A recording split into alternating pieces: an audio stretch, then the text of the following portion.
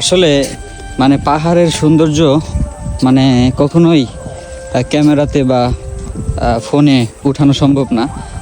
মানে যদি কেউ না আসে এখানে কেউ বুঝতে পারবে না যে পাহাড়ের সৌন্দর্য আসলে কতটুকু।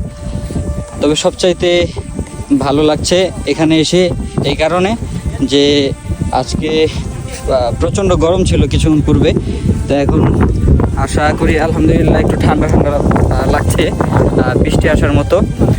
আর এখানে একটি জায়গা দেখছেন, একটি কুড়ের ঘর টাইপের, পাহাড়ের একেবারে সর্বোচ্চ চূড়ায়। এখান থেকে আপনার আশেপাশের পাহাড়গুলো দেখা যাচ্ছে, খুবই সুন্দর দেখতে। এটাতে কেউ এখনো উঠে নাই, আমরা উঠছি। আমরা থাকবো হচ্ছে ওই চূড়ার ওদিকে। এটা হচ্ছে রিসর্টের একটি হোটেল। এখানে আমরা দুপুরের খাবার সারলাম, তেমন কিছু খাই নাই। তো মুরগি ছিল আর ডাল ছিল, এগুলো দিয়েই খেলাম। আর একটা জায়গা ছিল নিচে, ওখানটাতে আমরা গোসল করার জন্য কিছু ব্যবস্থা আছে ওখানে, তো আমরা ওখান থেকে গোসল করে আসলাম। এবং আশেপাশের যে ভিউ, মানে এত চমৎকার ভিউ মনে হয় আমি আমার জীবনেও দেখি নাই। আল্লাহ তাআলার কাছে সর্বোচ্চ শুকরিয়া যে তিনি আমাকে এখানে সহি সালামতে আসার তৌফিক দান করছেন। আর আপনারাও আসবেন, এই জায়গায় এসে ঘুরে যাবেন।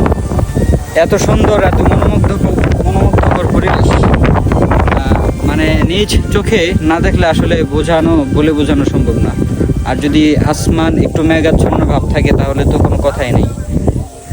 রাতে থাকতে পারবেন এখানে খাবার দাবার করতে পারবেন, সব কিছু এখানেই করতে পারবেন।